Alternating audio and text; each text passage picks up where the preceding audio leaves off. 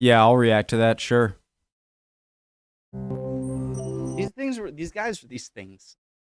These guys were real.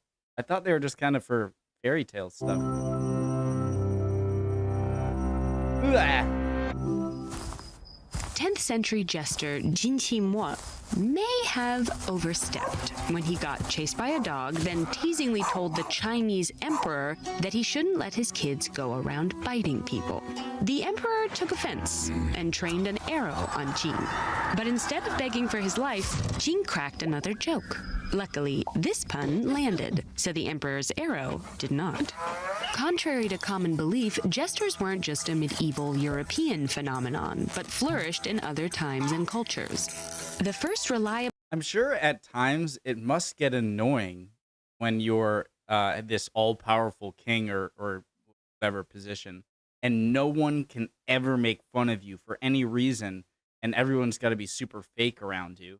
And so I can kind of see, like, have this one guy whose job it is to make fun of you or kind of make you laugh in certain ways that nobody else can because they think they'll be executed.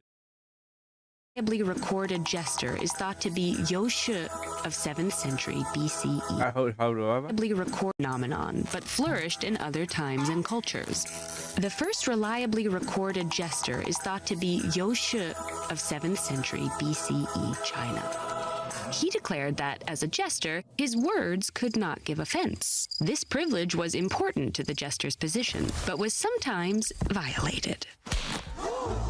Jesters had unique relationships to power. They could be viewed as objects of mockery and also as entertainers and trusted companions. People became jesters by various routes. They could be appointed due to physical or neurological differences, plucked from a pool of entertainers, or recruited by a traveling courtier. Such was the case when a royal servant wrote King Henry VIII's chief minister in the 1530s. He recommended a young boy to replace the king's aging jester, Sexton, with the assurance that he'd be much more pleasant than Sexton ever was. Some jesters boasted unique talents, like Roland the Farter of Henry II's 12th century court. Every Christmas, he performed a special routine, the finale of which was a simultaneous jump, whistle, and fart. Additionally, jesters could influence important decisions. For example, if the clowns of the Tuba-Tulabal nation of the Sierra Nevada mountains thought a chief was leading poorly, they could apparently get the elders to appoint a new one. And of course, Jin Mo knew how to sway the Chinese emperor. A local magistrate once requested that the emperor stop trampling farmland during his hunting sprees. Infuriated, the emperor had the magistrate hauled before him. Jing facetiously suggested that the magistrate be put to death immediately, and that the emperor let the peasants starve instead of harvesting the land and paying taxes, all so he could gallop about freely. Presumably seeing the absurdity of his own behavior, the emperor laughed and pardoned the magistrate. In 1596, a French man was condemned to death. But Mathurine, one of the relatively few female jesters on record, intervened in return for payment. With her help, the man's wife successfully pleaded with King Henry IV for her husband's life. Although rare, jesters were sometimes fired or even... With her help, the man's wife successfully pleaded with King Henry IV for her husband's life. Although rare, jesters were sometimes fired or even killed for taking their mockery or criticism too far. In 1638, Scottish jester Archie Armstrong worsened his already contentious relationship with the Archbishop of Canterbury. The Archbishop had recently revised the Scottish Book of Common Prayer, an act that garnered strong opposition and incited riots. Taking the opportunity to further humiliate... His nose looks like a wiener. ...had recently revised and incited riots. Taking the opportunity to further humiliate him, Archie asked the Archbishop, "Who's the fool now?" For which he was banished from the court. 3 years later, after the Archbishop's arrest, a pamphlet began circulating that ridiculed him, which was said to be the work of none other than Archie. Meanwhile, some jesters openly said to be the work of... Archie's dream sometimes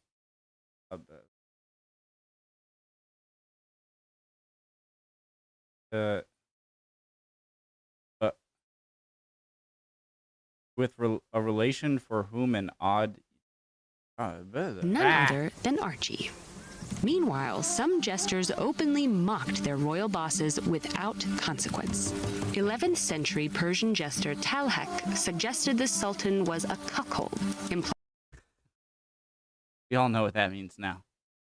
I love how universal the jester is. China to Persia and Scotland, France. implying his wife was unfaithful to him.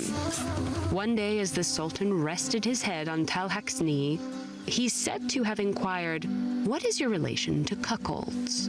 To which Talhak replied, "I am their pillow." And when 19th century Persian Shah asked whether there was a food shortage, jester Karim Shireh joked, "Yes, I see your majesty is eating only 5 times a day."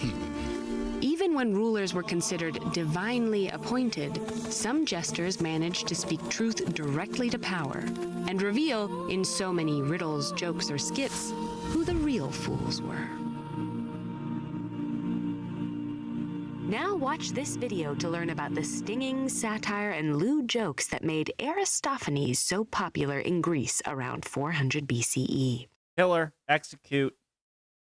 The emperor let the peasants starve instead of harvesting the land and police in 1530 of his own behavior. I want to go to the Canterbury one again. I feel like I didn't really get it. Scottish jester Archie Armstrong worsened his already contentious relationship with the Archbishop of Canterbury. Wiener nose. The Archbishop had recently revised the Scottish Book of Common Prayer, an act that garnered strong opposition and incited riot. This is why I didn't understand it the first time, because I said wiener nose, and then I did it again, and I still... Common Prayer, an act that garnered... The Archbishop had recently revised the Scottish Book of Common Prayer, an act that garnered strong opposition and incited riots.